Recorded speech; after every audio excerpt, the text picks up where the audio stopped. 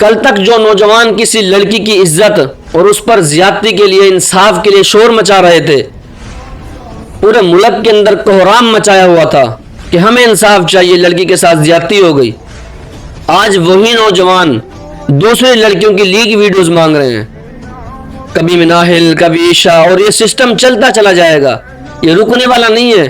آج مناحل، کل عشاء، پھر کوئی اور، پھر کوئی اور، پھر کوئی اور، یہ سلسلہ، یہ لیک ویڈیوز کا سلسلہ رکے گا نہیں، یہ ختم ہی نہیں ہوگا جب تک اس کی بنیادی وجہ کے اوپر ہم پردہ نہیں ڈالیں گے، اس کی بنیادی وجہ کو ہم پکڑیں گے نہیں، اس کی بنیاد کو ختم نہیں کریں گے۔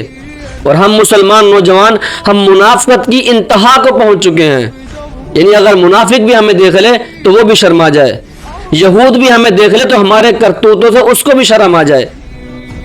یہ پردہ کوئی معمولی چیز نہیں ہے، اگر معمولی چیز ہوتی تو اللہ اس کا ذکر اتنے بڑے قرآن پاک میں نہ فرماتے۔ اللہ پاک فرماتے ہیں کہ اپنے گھروں میں ٹھہری رہو، زمانہ جاہلیت کی طرح زیب و زینت اور نمائش نہ کرتی پھرو۔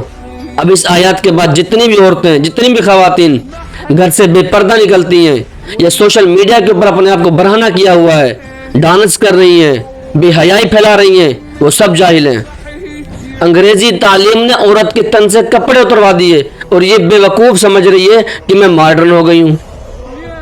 ساری دنیا کے مرد اگر اندھے بھی ہو جائیں تب بھی اس عورت کے اوپر پردہ فرض ہے۔ یہ پردہ کوئی پردہ نہیں ہے، یہ اللہ کا حکم ہے، اور میرے رب کے فیصلے کبھی بدلہ نہیں کرتے۔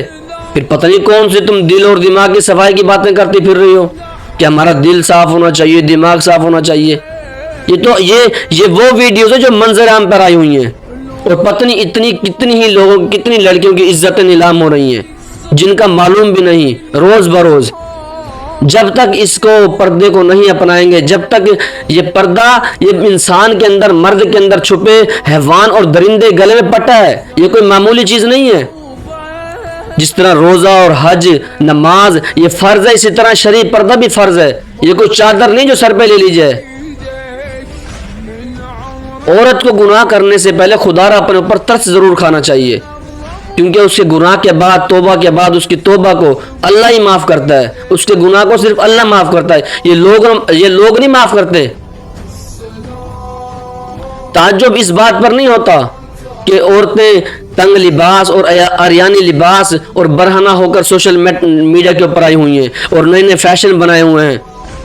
تعجب بلکہ اس بات پر ہوتا ہے کہ جس گھر میں یہ عورت رہتی ہیں اور اس گھر کی عورتیں اس حرکتیں کرتی ہیں، اس کے اندر کوئی مرد بھی موجود ہے؟ یہ سب مرد مر چکے ہیں۔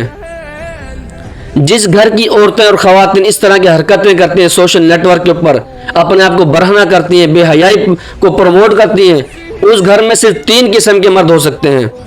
نمبر 1 کہ اس گھر میں پہلے تو کوئی مرد ہے ہی نہیں، نہ کوئی باپ ہے نہ کوئی بھائی ہے، شروع سے ہے ہی نہیں، عورتیں جو مرضی کرتی پھر رہی ہیں۔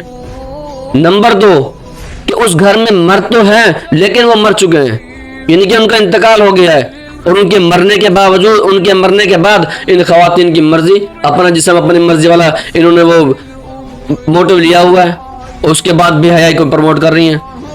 نمبر 3 جو اس طرح کی عورتیں ہیں، ان کے گھر میں مرد تو ہیں، زندہ بھی ہیں، لیکن وہ دیوس ہیں۔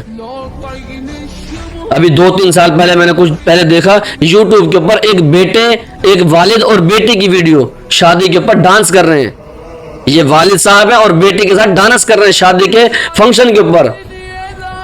بغیرتی کی انتہا ہے، ڈوب کے مر جانا چاہیے ہمیں۔ شمنا بلها على عينك امشي ميسرها